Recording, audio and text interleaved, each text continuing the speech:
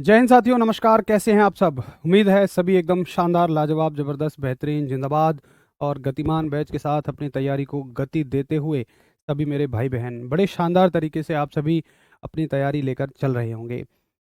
उम्मीद करता हूं कि सारी क्लासेस को आप समय से करते होंगे, कोई भी बैकलॉग आप नहीं छोड़ रहे होंगे, सारा रिवीजन आप समय से करते होंगे और प्रैक्टिस आप अपनी लगातार बनाकर रखे हुए चल रहे होंगे। बताएंगे कैसे हैं आप सभी, क्या हाल चाल है आप सभी के? नरेंद्र मीना हमारे साथ हैं, गुड मॉर्निंग भाई। Abhishek Maurya good morning. Tulsidas ji good morning. Suraj Pal good morning भाई। Sunil good morning. Dharmendra ji good morning. पूछ लूँ मैं आपसे एक क्वेश्चन, अगर आप कहें तो? नहीं कहेंगे तो भी पूछ लूँगा। तो कल हम लोगों ने पढ़ा था टेम्परेचर आदि के बारे में। चलो सस्ता सा सवाल पूछता हूँ, बहुत आसान। मुझे बताओ, माइनस के 273 डिग्री सेंटीग्रेड में कितने केल्विन होते हैं? मतलब इससे आसान सवाल ना, ये मान लेना कि मैंने कभी नहीं देखा। बिल्कुल आसान सवाल है। उत्तम भाई प्रणाम, मेरा स्वास्थ्य बिल्कुल एकदम ठीक है, मैं एकदम बहुत ज़बरदस्त हूँ। अशोक भाई गुड मॉर्निंग जी, गुड मॉर्निंग सभी को। Anjali good morning. Deepu good morning. पूछिए। ठीक है, पूछ लिया मैंने क्वेश्चन।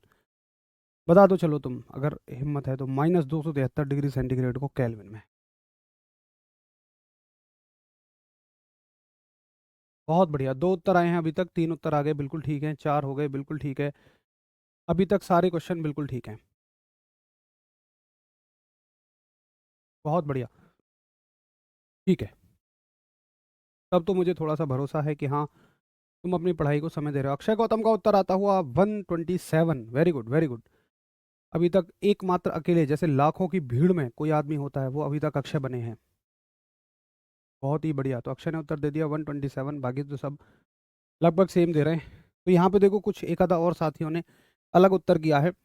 99% बच्चों का उत्तर है 0 केल्विन, क्योंकि उन्हें पता है डिग्री सेंटीग्रेड से केल्विन में बदलने के लिए 273 जोड़ोगे और ऐसा होते ही उत्तर आपका कितना आ जाएगा? 0। कुछ का उत्तर था इसको लेकर 127 और कुछ का उत्तर 100 भी था। तो ये दोनों उत्तर तो किसी बात से लॉजिकली नहीं है, यही आपके उत्तर होंगे, 0 केल्विन। ठीक है, चलिए बहुत ही बढ़िया। अब देखिए, आज जो हम पढ़ेंगे, आज पढ़ेंगे हम लोग आपका कि कैसे अवस्था परिवर्तित होती है, फेज कैसे चेंज होती है। तो टॉपिक डालिए अवस्था परिवर्तन।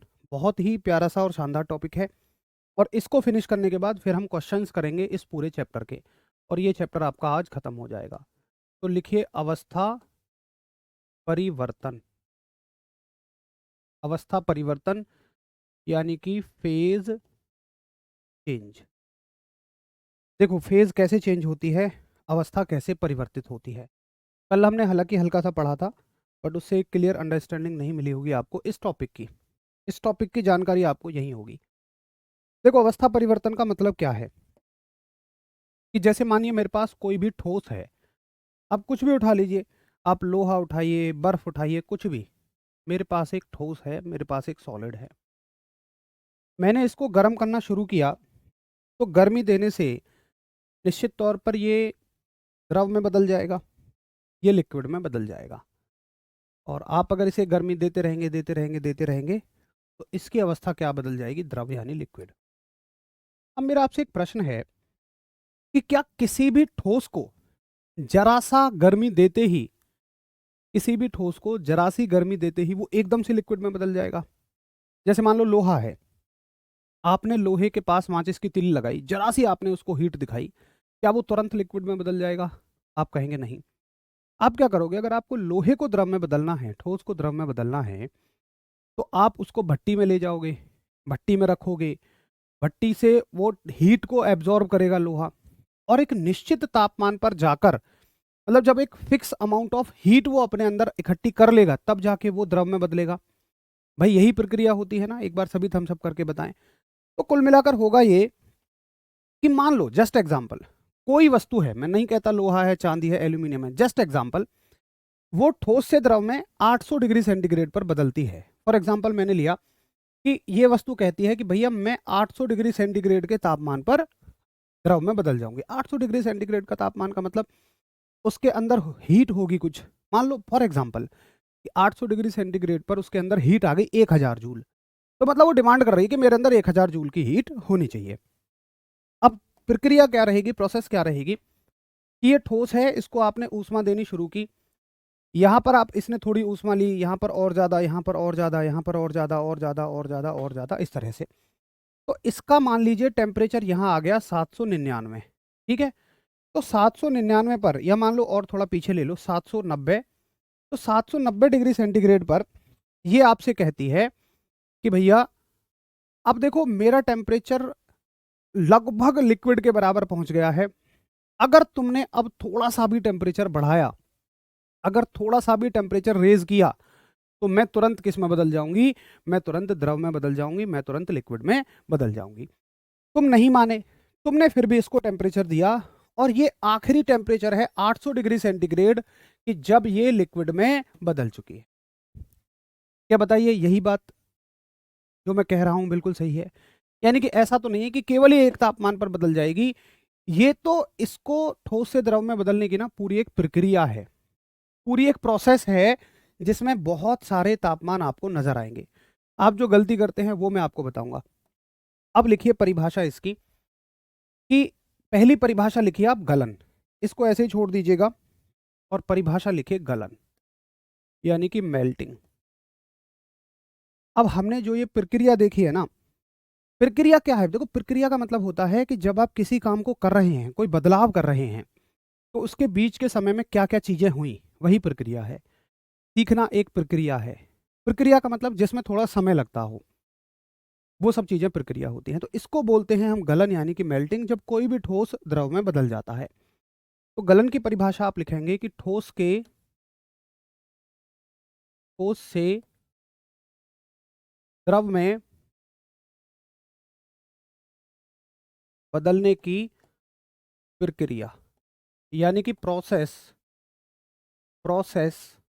Of converting process of converting A solid into liquid. ठीक है, कि भाई ठोस से द्रव में बदलने की प्रक्रिया को हम लोग क्या कहते हैं? गलन कहते हैं। अब आप लोग ना दो चीजों में कंफ्यूज रहते हो, कि गलन और गलनांक, मेल्टिंग या मेल्टिंग पॉइंट। बहुत सारी जगह पे तो इन्हें एक ही बता दिया जाता है, जबकि ये दोनों एक नहीं है। समझिए, गलनांक क्या है? गलन एक प्रक्रिया हो गई, गलनांक क्या है भाई? देखो, इसका संधि विच्छेद करोगे तो आपको पता लगेगा कि ये है गलन का अंक। इंग्लिश में तो संधि विच्छेद ही हुआ पड़ा है। कि मेल्टिंग का पॉइंट, मतलब वो ये जानना चाह रहा है मेल्टिंग पॉइंट का मतलब क्या है, गलन के अंक का मतलब क्या है, कि वो अंक जिस पर सबसे लास्ट में कोई भी वस्तु गल गई हो। तो इसका बताओ कितने अंक हैं कि भाई जिन पर वो गल रही है? इस प्रक्रिया का आखिरी अंक एक होंगे या एक से ज्यादा होंगे? इस प्रक्रिया का आखिरी अंक तो भाई एक से, केवल एक ही होगा, एक से ज्यादा तो नहीं होंगे। तो ये वाला जो अंक है, ये वाला जो अंक है, इसको हम बोलते हैं गलनांक। इसका गलनांक जो है, ये कितना हो जाएगा? मान लो 800। तो गलनांक क्या है? कि गलन की प्रक्रिया का आखिरी अंक, या परिभाषा हम ऐसे कहेंगे कि वह तापमान। देखो, गलन क्या है? एक प्रक्रिया है, और गलनांक क्या है? केवल एक पॉइंट है। तो प्रक्रिया में और पॉइंट में आपको फर्क समझ में आया? प्रक्रिया और बिंदु, प्रोसेस और पॉइंट में। यानी कि मैं कह सकता हूं कि जो कोई भी प्रोसेस होती है ना, ये पूरी प्रोसेस है, ये बहुत सारे पॉइंट से मिलकर बनी हुई है, और इसका लास्ट पॉइंट मेल्टिंग पॉइंट या गलनांक कहलाता है। तो आप कहेंगे कि गलन या वह तापमान, केवल एक शब्द का फर्क है, ये है वह तापमान, और ये होती है प्रक्रिया। वह ताप जिस पर वस्तु ठोस से द्रव में बदलती है। ठीक है, तो मैंने बहुत सारी जगह पे देखा है, लोग गलन और गलनांक को एक ही पढ़ा देते हैं। ये बिल्कुल अलग अलग हैं, ये दोनों सेम नहीं है। यानी कि the temperature at which a solid changes to liquid, एक सॉलिड जब लिक्विड में चेंज होता है। एक बार सभी साथी थम्स अप करेंगे, हाँ जी मुझे बात समझ में आ गई है।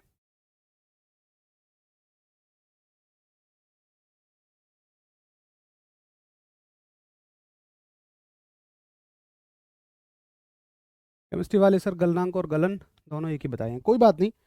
आप समझिए कि हाँ, ये दोनों चीज़ें बिल्कुल अलग हैं, है ना?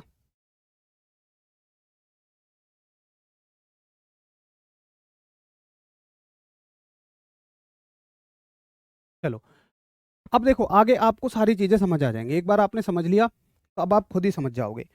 अब भाई फर्दर आप इसको गरम करोगे, हीट दोगे, तो आप समझेंगे कि अब ये किस में बदल जाएगी? अब ये द्रव जो है आपका किस में बदलेगा? गैस में बदल जाएगा। द्रव आपका गैस में बदल जाएगा। अब आप कभी-कभी कहते हो भाप, कि ये वेपर में बदल जाएगा। देखिए, वेपर क्या होता है? ठीक है, सना खान इतना नाराज़ होने की ज़रूरत नहीं है। हाँ, ये कह रहे हैं कि एक तो इतना पढ़ाई में मन नहीं लगता है, ऊपर से ऐप इतना ख़राब है। कोई बात नहीं, जब आप परेशान होते हैं थोड़े से, तो फ्रस्ट्रेशन फिर हर चीज़ों पे निकलती है। कोई बात नहीं, आप मुझ पे फ्रस्ट्रेशन निकाल लीजिए, कोई समस्या नहीं है।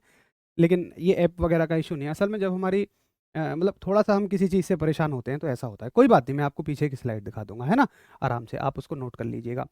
देखो, एक बात मैं आपको सलाह दूँगा मैं इसलिए बता रहा हूँ ये बात कि बहुत सारे बच्चों को मैं देखता हूँ, जब हम परेशान होते हैं, हम तैयारी कर रहे होते हैं, अच्छा थोड़ा बहुत कम समझ में आए अगर कोई चीज़, फिर कोई दूसरी चीज़ में पंगा फँस जाए, तो फिर बड़ा बुरा लगता है, फिर फ्रस्ट्रेशन होती है।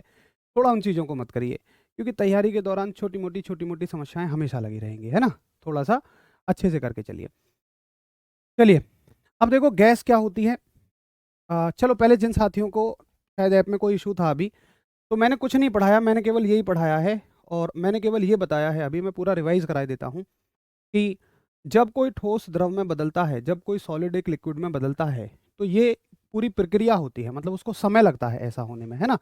तो इस लगने वाले समय को, इस लगने वाली पूरी कहानी को हम प्रक्रिया बोलते हैं और इस प्रक्रिया का आखिरी अंक, वो उसका अंक कहलाता है। क्लास बैक होती है बार-बार। भाई इसका कोई इश्यू देख लें, एक बार इसको नोट कर लो इश्यू को, है ना? टीम को हम लोग बोल देंगे। मैं फिर से समझा देता हूँ, जिनकी क्लास बैक हो रही है, मैं फिर से समझा देता हूँ। देखो, ठोस से द्रव में बदलने की प्रक्रिया को हम गलन कहते हैं और इस प्रक्रिया का जो आखिरी अंक है, ये गलन अंक कहलाता है। देखो, इस प्रक्रिया में तो बहुत सारे अंक हैं। क्या हम सबको स्पेशल इज्जत देंगे? नहीं। हम सबसे लास्ट वाले पॉइंट को एक स्पेशल इज्जत देंगे, क्योंकि वही वो है जिस पर वो जस्ट कन्वर्ट हो जाएगा।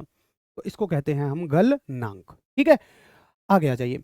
अब अगर आप इसको और ज़्यादा गर्म करेंगे, तो कोई भी द्रव डेफ़िनेटली गैस में बदलेगा। पता है इसमें क्या होता है? छोटे-छोटे शब्द हैं, जिनको आप गड़बड़ कर देते हो। देखिए, किसी भी द्रव के गैस में बदलने की जो प्रक्रिया है, जो पूरी प्रोसेस है, इसको आप क्वथन बोलते हो। पूरी प्रोसेस को आप लोग बोलते हो क्वथन, यानी कि बॉइलिंग। अब कभी-कभी तुम इसको वेपराइज़ेशन भी कह देते हो, है ना? कभी-कभी तुम इसको वाष्पीकरण भी कह देते हो। देखिए, वेपराइज़ेशन क्वाइट डिफरेंट थिंग है। वेपराइज़ेशन मैं आपको बताऊँगा, वाष्पीकरण मैं आपको बताऊँगा, उसको बिल्कुल अलग हटा के रखो। कोई भी द्रव जब गैस में बदले, तो उसको बोलते हैं हम क्वथन, यानी कि बॉइलिंग। तो लिखेंगे आप कि क्वथन क्या है, बॉइलिंग क्या है? एक तो हो गया आपका गलन, गलनांक, एक हो गया आपका क्वथन, यानी कि बॉइलिंग। तो क्वथन क्या है कि द्रव से गैस में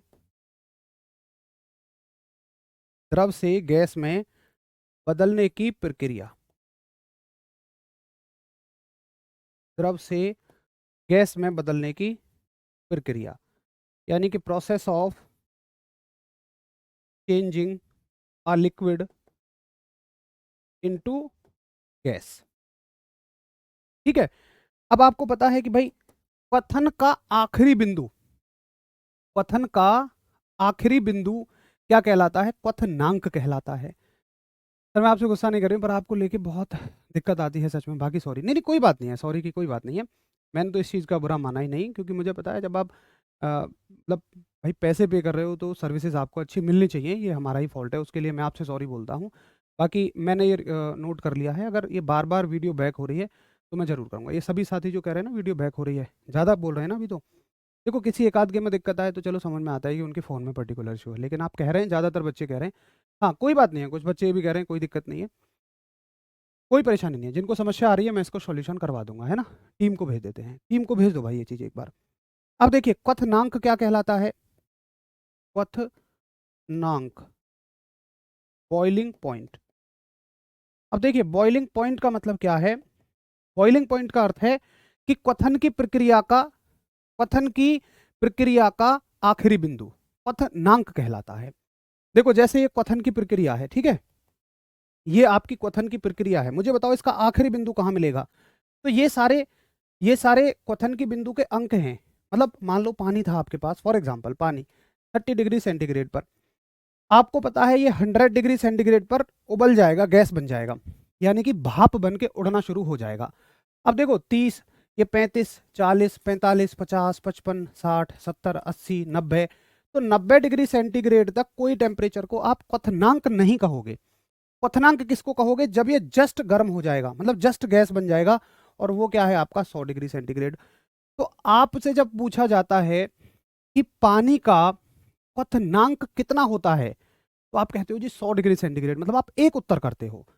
तो क्वथनांक क्या है? क्वथन की प्रक्रिया का आखिरी अंक क्वथनांक कहलाता है। ठीक है, तो आप लिखेंगे कि बॉइलिंग पॉइंट क्या होता है कि वह ताप, ये एक टेम्परेचर है, जिस पर वह ताप जिस पर द्रव गैस में बदलता है, वह ताप जिस पर द्रव गैस में बदलता है, यानी कि द टेम्परेचर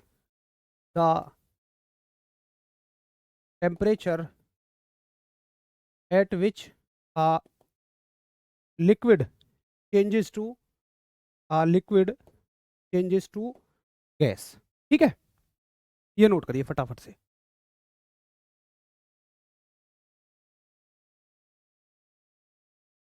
कुलदीप कुमार कह रहे हैं कि क्यों कंफ्यूज कर रहे हो, बात तो एक ही है, क्यों डबल कंफ्यूजन कर रहे हो? कुलदीप, अगर आपसे पूछा जाए कि पानी का क्वथनांक कितना है, देखिए क्वथन क्या है, क्वथन में तो बहुत सारे अंक हैं। अगर आपसे कोई पूछे पानी का क्वथन क्या है, तो एक सही सवाल ही नहीं है, क्योंकि क्वथन तो बहुत सारे हैं, और क्वथनांक क्या है, उसका आखिरी बिंदु है। तो मैं आपको कंफ्यूज नहीं कर रहा हूं, मैं तो आपको कंफ्यूजन से महाराज बचा रहा हूं, आप उसी को उल्टा कंफ्यूजन कह दे रहे हैं।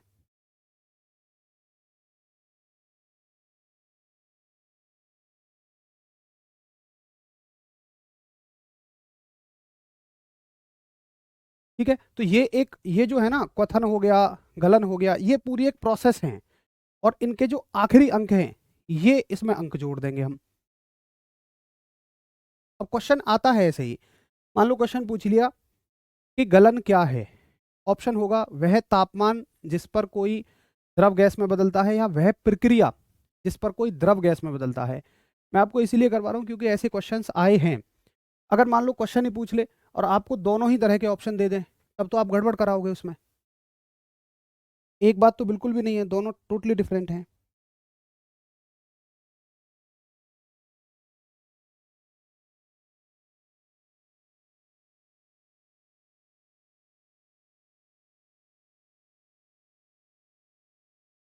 चलो, तो दोनों में बिल्कुल अंतर है। अब देखिए आगे चलते हैं। अब अगर इस गैस को आप वापस से ठंडा करना शुरू कर दें, अब गैस को ठंडा कैसे करते हैं? आपने कभी देखा हो कि जब आप पानी गर्म करते हैं या आप चाय बनाते हैं, तो क्या होता है कि जो प्लेट होती है, जिस बर्तन को आपने प्लेट से ढका हुआ है, तो उस प्लेट पर पानी की छोटी छोटी बूंदें जमा हो जाती हैं। कभी देखा होगा आपने, वो क्यों होता है? देखो समझो, ये आपके बर्तन में पानी उबल रहा है, या मान लो चाय बन रही है, और इस पर ढकी हुई है एक प्लेट, ये एक तस्तरी इस पर ढकी हुई है, ठीक है। अब क्या होगा कि जब ये पानी गर्म होगा, मतलब 100 डिग्री सेंटीग्रेड पर जाकर जब ये भाप बनेगा, तो भाप बनने के बाद ये इस प्लेट से टकराएगा। अब इस प्लेट का टेम्परेचर तो 100 डिग्री सेंटीग्रेड नहीं है, मान लो इस प्लेट का टेम्परेचर है 30 डिग्री सेंटीग्रेड, और ये जो पानी है ये 100 डिग्री सेंटीग्रेड पर ही है, तभी तो उबला है, तभी तो ये भाप बन के ऊपर गया है। अब जब एक गर्म वस्तु ठंडी वस्तु के संपर्क में जाएगी, तो हमेशा हीट गर्म वस्तु से ठंडी वस्तु में जाती है, ठीक है।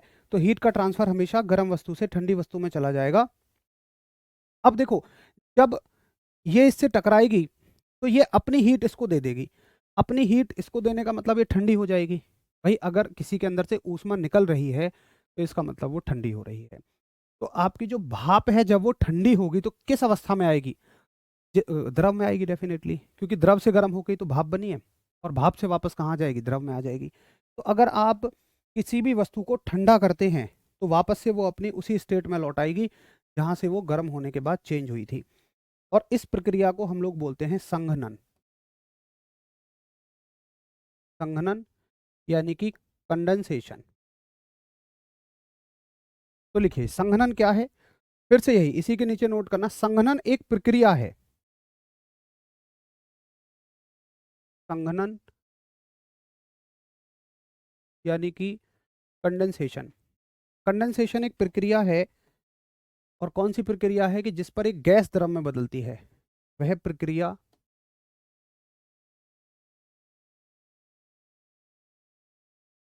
जिस पर एक गैस द्रव में बदलती है। यानी कि a process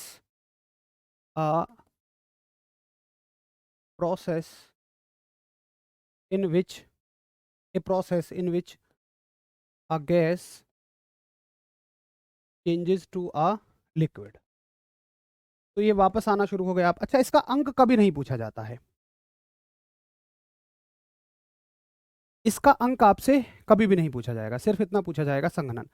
अब जैसे गुड़िया है, वो कहते हैं Nishu freezing, melting and boiling का एग्जैक्टली पॉइंट क्या होता है। देखिए आप खुद सोचो इस क्वेश्चन का आंसर कि ये कोई फिक्स पॉइंट कैसे हो सकता है। आप मुझे एक बात बताओ कि आप पानी लीजिए और आप एक लोहे का टुकड़ा लीजिए, आप दोनों को गर्म करना शुरू करिए, क्या दोनों समान तापमान पर भाप बन जाएंगे? नहीं, शायद लोहे को तो बहुत सारा तापमान चाहिए होगा, यानी हीट चाहिए होगी, और पानी लगभग 100 पे ही भाप बन जाएगा। तो ये पॉइंट फिक्स नहीं हो सकता है, ये तो वस्तु के हिसाब से अलग अलग अलग अलग होंगे। तो आप पूछो कि किस वस्तु के लिए कितना होता है, और हमें हर एक वस्तु के लिए पढ़ना भी नहीं है। ठीक है साहब, तो ये हो गया आपका संघनन, इसका अंक नहीं पूछा जाएगा, निश्चिंत रहिए। अब आप वापस से, अगर मान लो कोई द्रव है उसको ठोस में बदलना चाहते हैं, तो डेफिनेटली आपको इसे ठंडा करना पड़ेगा।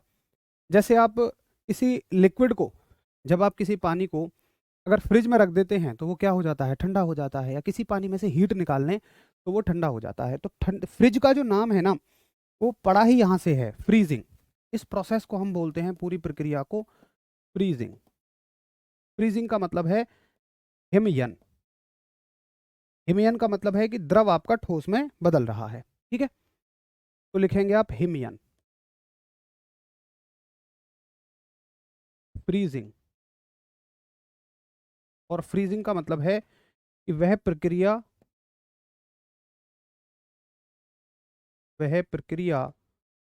जिसमें द्रव ठोस में बदलता है। ठीक है, यानी कि the process at in which the process in which a liquid changes to solid। अब इसका आखिरी अंक क्या हो जाएगा, तो हिमयन का आखिरी अंक हो जाएगा हिमांक। लिखिए, तो ये हो जाएगा आपका हिमांक। फ्रीजिंग का आखिरी पॉइंट हो जाएगा फ्रीजिंग पॉइंट। फ्रीजिंग पॉइंट क्या है कि वह तापमान, ये क्या है, सिर्फ तापमान वह तापमान जिसमें, जिस पर, आगे और लिखो, जिस पर द्रव जो है वो ठोस में बदलता है।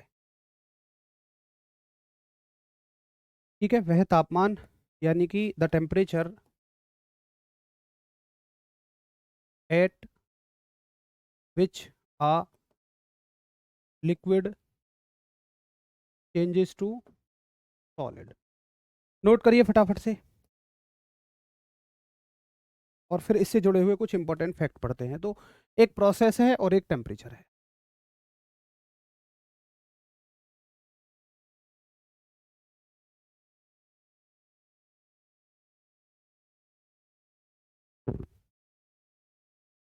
हिमांक क्या होता है, धर्मवीर भाई मैंने समझा दिया है ना, ये आपका पहले का प्रश्न है।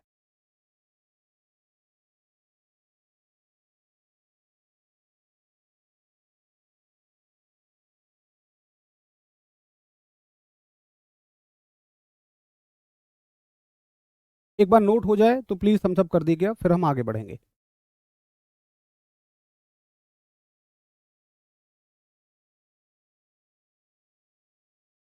ठंडा करने के लिए तापमान क्या देंगे हिमांक में? अर्जुन वो तो वस्तु पे निर्भर करेगा ना। आप अगर ये जानना चाहें कि किसी एक वस्तु का बताना है तब तो उत्तर आ जाएगा, बट आप ओवरऑल कैसे बता सकते हैं? तो वस्तु पे निर्भर करेगा ना। ठीक है। कंडेंसेशन का लास्ट पॉइंट कभी नहीं पूछा जाता, वो कंडेंसेशन पॉइंट लिख दो, संगणनांक लिख दो, वो कभी लॉजिकल पूछा ही नहीं जाता। चलो मैं एक बार फिर से रिपीट करता हूँ। देखिए, किसी भी ठोस से द्रव में बदलने की प्रक्रिया को, किसी भी ठोस से द्रव में बदलने की प्रक्रिया को मैंने यहाँ लिखवाया गलन बोलते हैं। ये पूरी प्रक्रिया क्या कहलाएगी आपकी? गलन, यानी कि मेल्टिंग। और इसका जो आखिरी अंक है ये मेल्टिंग पॉइंट कहलाएगा। द्रव से गैस में बदलने की प्रक्रिया क्वथन कहलाती है, बॉइलिंग कहलाती है। और इसका जो आखिरी अंक है ये बॉइलिंग पॉइंट यानी कि क्वथनांक कहलाता है। गैस से द्रव में बदलने की प्रक्रिया संघनन कहलाती है, कंडेंसेशन कहलाती है। इसका आखिरी अंक कभी भी नहीं पूछा जाएगा। किसी द्रव से गैस में बदलने की प्रक्रिया हिमयन कहलाती है, फ्रीजिंग कहलाती है, और इसका आखिरी अंक हिमांक कहलाएगा। बस सिंपल सी बात है। अब देखिए,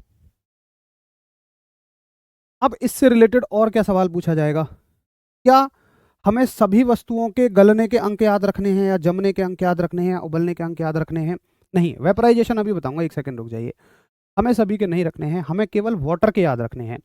और वाटर के भी क्या याद रखने हैं? लॉजिकली सोचना आप। एक बार अगर आप मेरे से ये पूछें कि भैया पानी कितने तापमान पर, या बर्फ कितने तापमान पर लिक्विड बन जाएगी, तो ये क्वेश्चन ठीक नहीं है ना। ऐसा क्वेश्चन कभी पेपर में आएगा, क्योंकि इसके बहुत सारे उत्तर हो सकते हैं। भाई बर्फ का एक सैंपल है, आपने उसको गर्म करो, आप 10 तक गर्म करो, 20 तक गर्म करो, 40 तक गर्म करो, 50 तक गर्म करो, वो सब पे लिक्विड ही रहेगी, सभी पे पानी ही रहेगी, बस थोड़ा थोड़ा ज़्यादा गर्म होगा। तो ये कभी प्रश्न ही नहीं पूछा जाएगा कि बताइए पानी का गलनांक कितना होगा, नहीं। हाँ, ये जरूर पूछा जाएगा।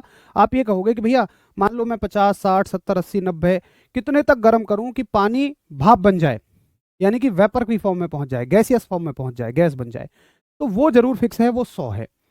तो केवल आप इस बिंदु के बारे में पूछ सकते हैं। अब आप मुझसे पूछो कि गैस से वापस द्रव में बदलने के लिए, तो भाई 100 डिग्री सेंटीग्रेड को 100 से 80 ले जाओगे तब भी लिक्विड है, 100 से 70 ले जाओगे तब भी लिक्विड है, 100 से 50 ले जाओगे तब भी लिक्विड है। तो पॉइंट कौन से पूछे जाते हैं? केवल एक तो पूछा जाता है उबलने वाला, और एक पूछता है जमने वाला। हाँ, इतना जरूर है कि अगर पानी को आप मान लो 10 तक ले आए, 5 तक ले आए, वो लिक्विड है, लेकिन जैसे ही 0 पर लाओगे तो वो तुरंत सॉलिड बन जाएगा, यानी तुरंत बर्फ बन जाएगा। मतलब केवल दो ही पॉइंट आप फिक्स कर सकते हो। कौन कौन से? देखिए, एक पूछा जाएगा आपसे, नोट डाल के लिखिए। पहला पूछा जाएगा boiling point, boiling point of water, कि भैया पानी कितने डिग्री सेंटीग्रेड पर उबल जाता है। तो याद रखना 100, यानी कि जल का क्वथनांक, ये हो गया आपका 100। दूसरा आपसे पूछा जाएगा, एक जमने वाला बिंदु पूछा जाएगा, freezing point of, freezing point of water, ये हो जाएगा 0 डिग्री सेंटीग्रेड, है ना, यानी कि जल का हिमांक, तो ये 0 डिग्री सेंटीग्रेड हो जाएगा। अब और ज्यादा से ज्यादा क्या पूछ लेगा इनको? देखो ध्यान देना, हम ये डिग्री सेंटीग्रेड में पढ़ रहे हैं, आपसे वो फॉरेनहाइट में या केल्विन में भी पूछ सकता है, तो फिर आपको फॉरेनहाइट या केल्विन में बदलना आना चाहिए। या आप डायरेक्टली याद रख लो कि 100 पे कितना फॉरेनहाइट होता है, कितना केल्विन होता है। जैसे मान लो अगर वो पूछने लगे, उसने ऑप्शन दिए हों फॉरेनहाइट में, तो कैसे करोगे? तो एक क्वेश्चन करके देख लेते हैं कि भाई 100 डिग्री सेंटीग्रेड में कितने फॉरेनहाइट। तो हमारे पास फॉर्मूला है F माइनस 32/9 बराबर C/5। तो F माइनस 32/9, टी की वैल्यू कितनी है? 100, 100/5। ठीक है, ये आपको एक डायरेक्ट फॉर्मूला बता दूं आप कहें तो? एक सेकंड रुको, मैं आपको ना डायरेक्ट फॉर्मूला बता देता हूं, क्योंकि ऐसे आप कंफ्यूज हो सकते हो, सभी शायद नहीं निकाल पाए। तो मैं आपके लिए फॉर्मूला बना देता हूं, +32, ठीक है। तो फॉर्मूला बन जाएगा डायरेक्टली आपके लिए, F बराबर, एक सेकंड रुको, 18×5 = 90। ये फॉर्मूला याद रखना 1.8C + 32, ये याद रख लेना। अब डायरेक्टली आप ये फॉर्मूला याद रखो, है ना, ये इसको भूल जाओ कि अगर आपको कोई टेम्परेचर डिग्री सेंटीग्रेड में दिया है तो फॉरेनहाइट में ऐसे बदल देना। सीधा याद रख लो, जो फॉर्मूले से कर सकते हैं फॉर्मूले से कर लो। तो एफ बराबर 1.8 और सी की वैल्यू कितनी है 100 प्लस 32।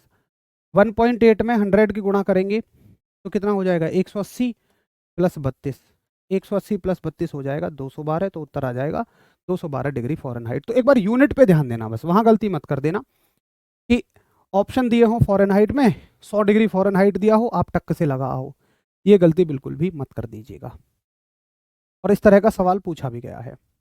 देखो दिखाता हूं मैं आपको।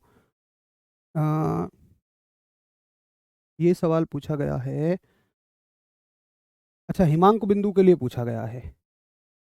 देखो जैसे ये है कि पानी का क्वथनांक कितना है, ये रहा।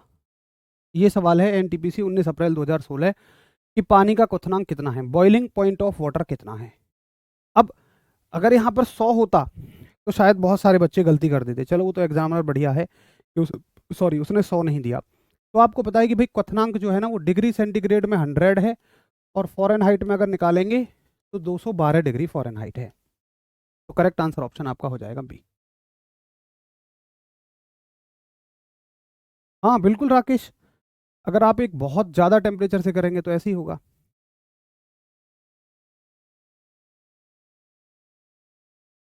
ठीक है भैया, इस तरह का एक सवाल पूछा जाएगा। अब देखो, अब मान लो हिमांक को बदलना हो आपको, जैसे ये डिग्री सेंटीग्रेड में है तो इसको भी अगर आपको फ़ारेनहाइट में चेंज करना रहे तो कैसे करोगे, आपसे पूछ लिया जाए। मान लो यहाँ पे फ़ारेनहाइट में ही ऑप्शन हो कि भाई 0 डिग्री सेंटीग्रेड में कितने फ़ारेनहाइट, या 0 डिग्री सेंटीग्रेड को कितने डिग्री फ़ारेनहाइट आप लिख सकते हो।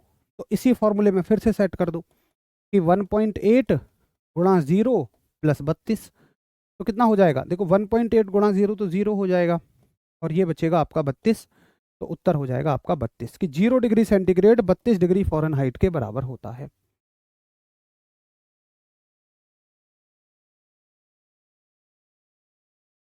तो ये हो जाएगा आपका 32 डिग्री फ़ारेनहाइट। देखो इससे क्वेश्चन कहाँ आया है, कभी आया था शायद, हाँ ये रहा, पानी का हिमांक बिंदु क्या होता है। तो अगर वो उसमें 0 उत्तर देता तो शायद आप बहुत गलती कर देते कि 0 डिग्री सेंटीग्रेड, बट ये फ़ारेनहाइट में है। ठीक है, तो हिमांक बिंदु जो है वो 0 डिग्री सेंटीग्रेड है या 32 डिग्री फ़ारेनहाइट है, दोनों एक ही बात है। तो 32 डिग्री फ़ारेनहाइट, ये तो सब आपको चेंज करना आता है। 1.8 कहाँ से लिए, फिर आप वो मत पूछो, या तो आप फिर प्रॉपर फॉर्मूले से करो या आप शॉर्ट ट्रिक से करो। अगर आप शॉर्ट ट्रिक से करना चाह रहे हैं तो फिर आप मुझसे ये मत पूछो 1.8 कहाँ से आया।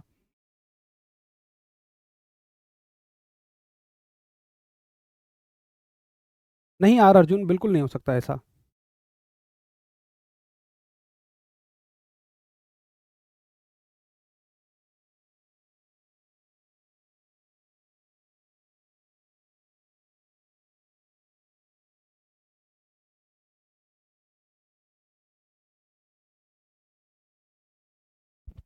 आप जिसको फॉर्मूले से करना है वो फॉर्मूले से कर लो, जिसको ट्रिक से करना है आप ट्रिक से कर लीजिए, है ना।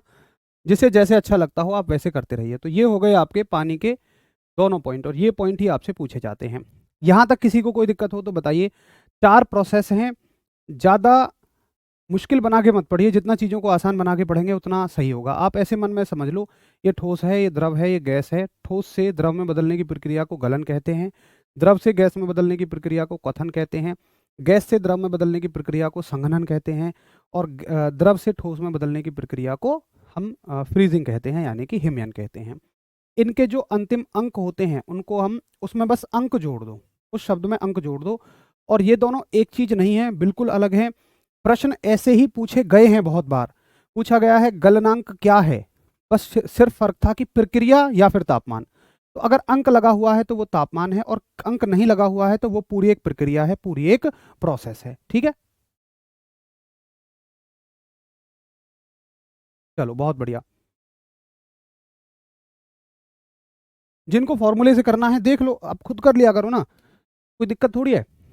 अगर आप फॉर्मूले से करना चाह रहे हैं तो मैं चाहता हूँ, समझता हूँ कि आप लॉजिकली पढ़ना चाहते हैं, तो फिर लॉजिकली खुद करके देखिए एक बार चीज़ों को।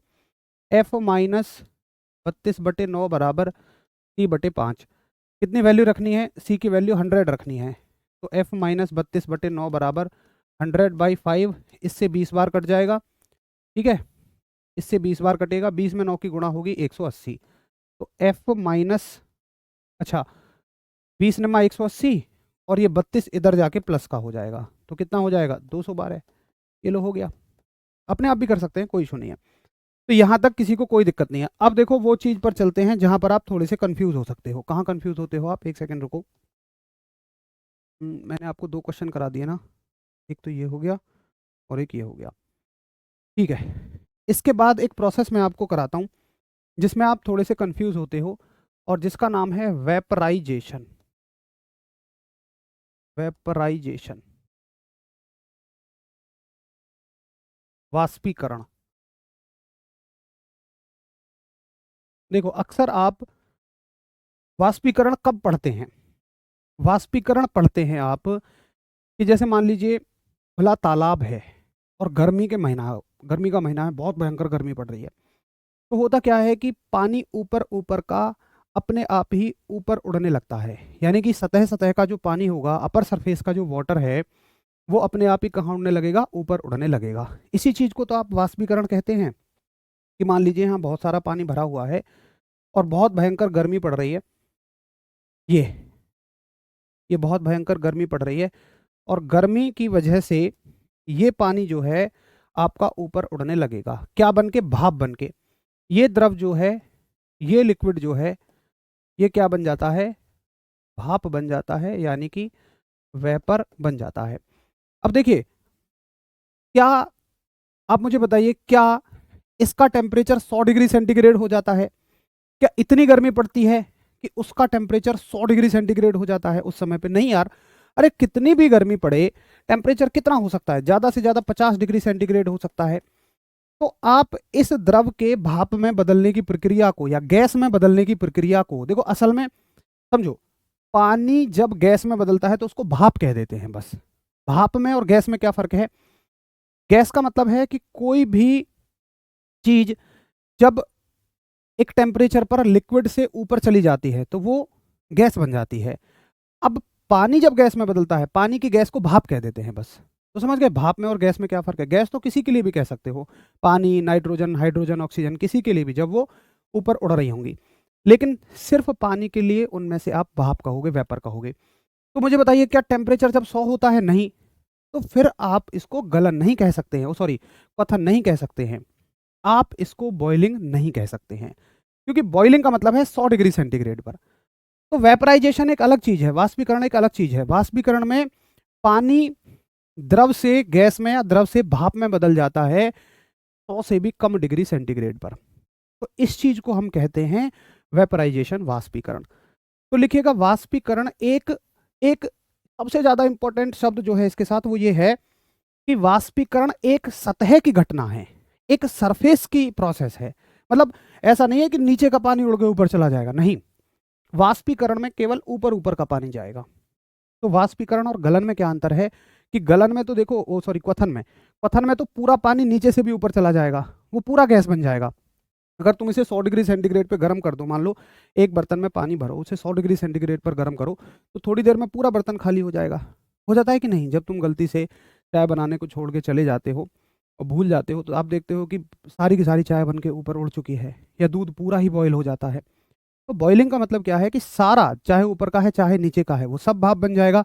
लेकिन वाष्पीकरण का मतलब है कि केवल ऊपर वाला जो पानी है वो ही भाप बनेगा, वो ही गैस में कन्वर्ट होगा। ठीक है साहब? वाष्पीकरण सतह की घटना है। आप ये लिखिए सबसे पहला, इसमें यही पॉइंट लिखिए, यही इसको स्पेशल बनाता है कि वाष्पीकरण, वाष्पीकरण सतही घटना है। ये सवाल पूछा जाता है। ये जो मैंने लाइन लिखी है ना, ये क्वेश्चन है बहुत ज्यादा पूछे जाने वाला। Vaporisation, vaporisation is a surfacial phenomena. Surfacial phenomena का मतलब क्या है? सतह से होने वाली घटना है। अच्छा, वाष्पीकरण है क्या? कि वह प्रक्रिया जिसमें सतह का जल, जिसमें सतह का जल गैस यानी कि भाप, पानी की गैस को हम भाप बोलते हैं, भाप में बदल जाता है, यानी कि the process in which water या सरफेसियल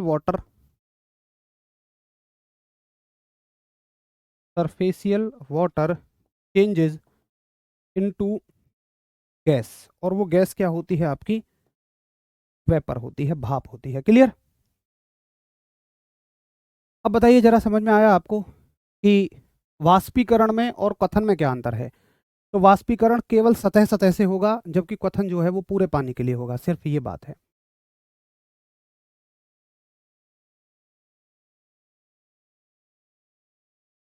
एक बार सभी दोस्त हम सब कर देंगे कि हाँ जी, हमें कथन में और वाष्पीकरण में अंतर समझ में आ गया, वेपराइजेशन में और बॉइलिंग में क्या डिफरेंस है।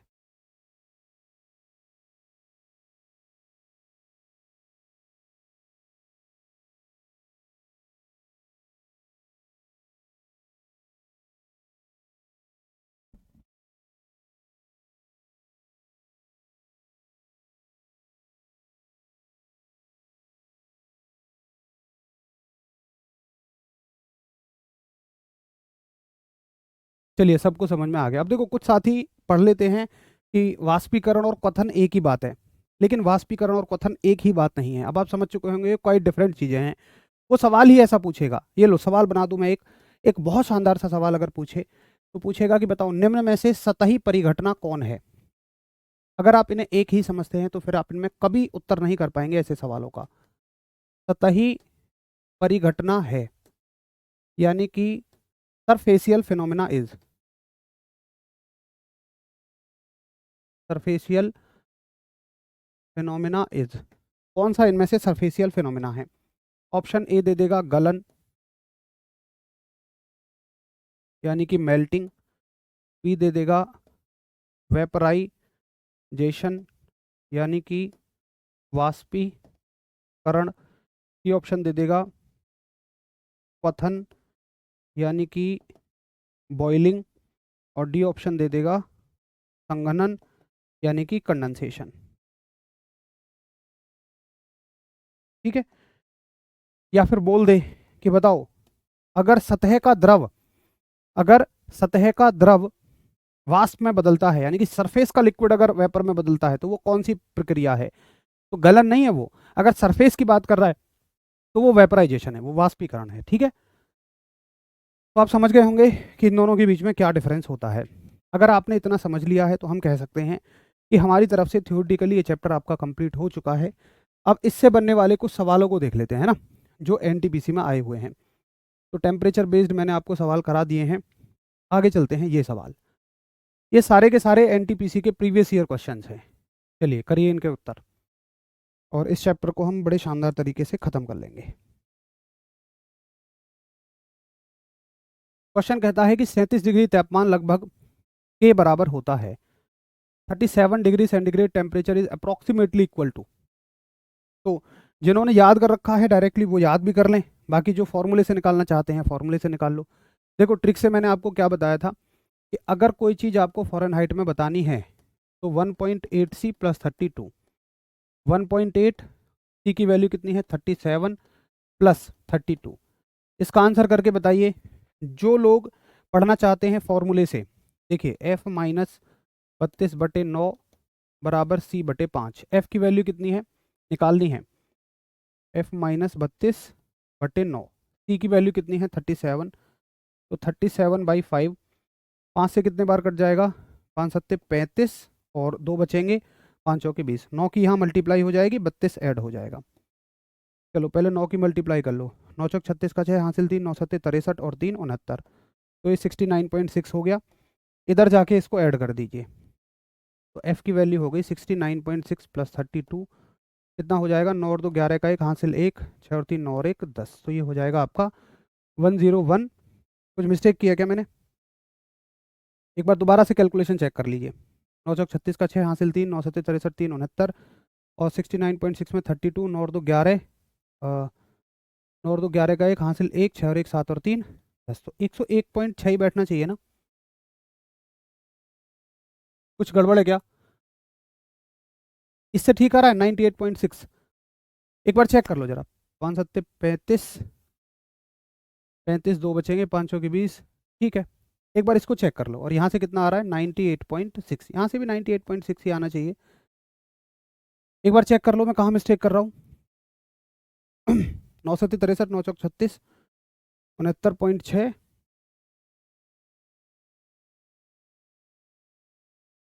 37, 1.837 प्लस 32। एक बार देखना मैं क्या मिस्टेक कर रहा हूँ भाई। दोनों से आंसर सेम ही आना चाहिए।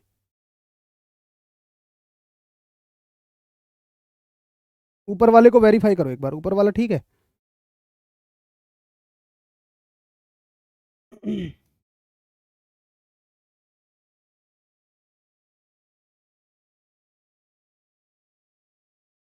ऊपर वाला बिल्कुल ठीक है।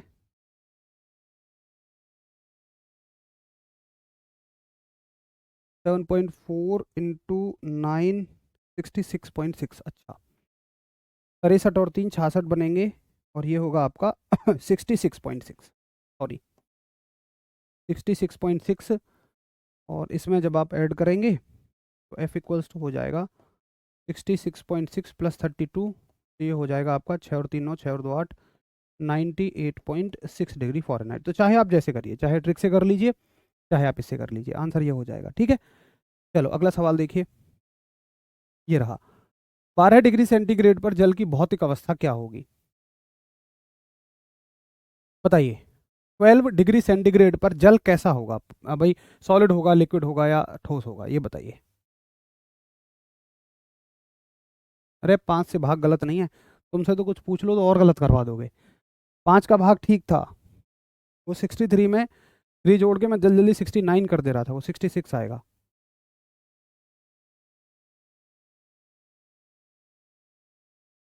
एक परेशानी का तुमसे समाधान पूछोगे, दूसरी परेशानी में डाल दोगे। ये दिखाना भैया।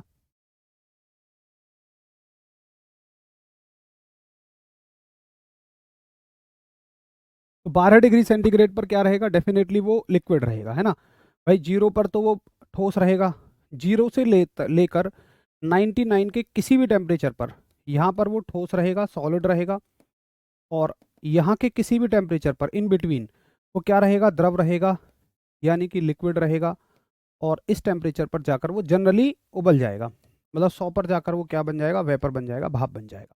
आसान सवाल था। अगला सवाल एनटीपीसी में, ये 2016 में भी आया है, 17 में भी आया है, कि परम शून्य ताप क्या होता है? हाँ बिल्कुल एक ही बात है राज पटेल। परम शून्य ताप क्या होता है? एब्सोल्यूट टेम्परेचर क्या होता है? देखो, हमने पढ़ा कि भैया परम शून्य ताप जो होता है ये होता है माइनस के 273 डिग्री सेंटीग्रेड, है ना। अब ऑप्शंस को ध्यान से पढ़ो। ऑप्शन क्या कहते हैं कि शून्य से 273 कम, तो बिल्कुल यही तो बात है। शून्य से 273 कम का मतलब ही तो आप माइनस में जा रहे हैं। तो यही आपका ऑप्शन हो जाएगा कि शून्य से 273 कम को ही हम एब्सोल्यूट टेम्परेचर कहते हैं, परम शून्य ताप कहते हैं। अगला सवाल देखिए कि सेंटीग्रेड जो तापमान के माप का यूनिट है निम्नलिखित में से किस पर नामित है? तो ऐसे प्रश्न तो अगर आप नहीं भी पढ़ के जाएंगे तो भी उत्तर कर देंगे कि बताओ भाई सेंटीग्रेड किसके नाम पर है। तो सेंटीग्रेड का आपको दूसरा नाम पता होना चाहिए। सेंटीग्रेड को ही मैंने आपको क्या बताया था कि आप सेल्सियस कहते हैं। कुछ प्रश्न ऐसे भी होंगे कि जो पढ़ाए नहीं होंगे, बट डायरेक्ट नहीं पढ़ाए होंगे, बट जो हमने पढ़ा है उसी के आधार पर बन जाएंगे, अगर थोड़ा सा आप बुद्धि लगाकर सोचें। तो सेंटीग्रेड का ही दूसरा नाम सेल्सियस होता है। तो ये किसके नाम पर आधारित है? एंडर्स सेल्सियस के नाम पर आधारित है। एक साथ ही कह रहे हैं केल्विन। अरे सेंटीग्रेड केल्विन के नाम पर कैसे हो जाएगा यार? राजू श्यामू के नाम पे कैसे हो जाएगा?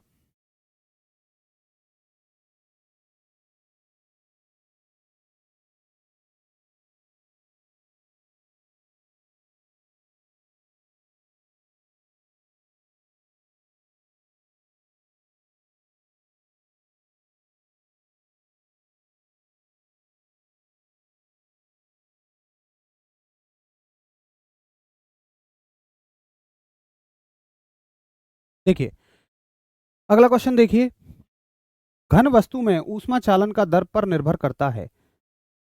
The rate of heat conduction in a dense object doesn't depend on, does not depend upon. अच्छा, घन वस्तु का मतलब क्या है कि एक डेंस ऑब्जेक्ट है। डेंस ऑब्जेक्ट का मतलब होता है ठोस। घन का मतलब वो कहना चाह रहा है ठोस, कि एक ठोस में ऊष्मा का बहना किस चीज पर निर्भर नहीं करता है। मान के चलो आपके पास एक लोहा है, तो लोहे में ऊष्मा का बहना किस चीज पर निर्भर नहीं करेगा, ये सोचिए। सामग्री की घनता, सामग्री के आयाम, घर्षण या इलेक्ट्रॉनिक विन्यास। चलो मान लो ये सवाल मैंने नहीं भी पढ़ा, तो मुझे ये बताइए कि ऊष्मा के बहने में क्या घर्षण का कोई मतलब होगा? हीट के फ्लो होने में क्या फ्रिक्शन का कोई लेना देना होगा? देखो, वो एक अलग चीज है कि फ्रिक्शन की वजह से हीट आती है, लेकिन मान लो ये चीज हवा में है, यहाँ तो कोई फ्रिक्शन ही नहीं है। ये लोहा है, लोहे में मैंने हीट फ्लो करानी शुरू करी, ये चल फिर ही नहीं रहा, तो फ्रिक्शन कहाँ से आया? तो भाई हीट के फ्लो होने में फ्रिक्शन का कोई लेना देना नहीं है। देखो, मेरे कहने का फिर से वही मतलब है कि सारे सवाल नहीं कराए जा सकते हैं, सारे टॉपिक्स नहीं कराए जा सकते हैं। जितना हम कर रहे हैं, हमें इसी में से थोड़ा सा दिमाग लगा के उत्तरों को करने का प्रयास करना पड़ेगा। तो ये हो गए एनटीपीसी में आए हुए आपके लिए सवाल। किसी को कोई दिक्कत हो तो बताइए।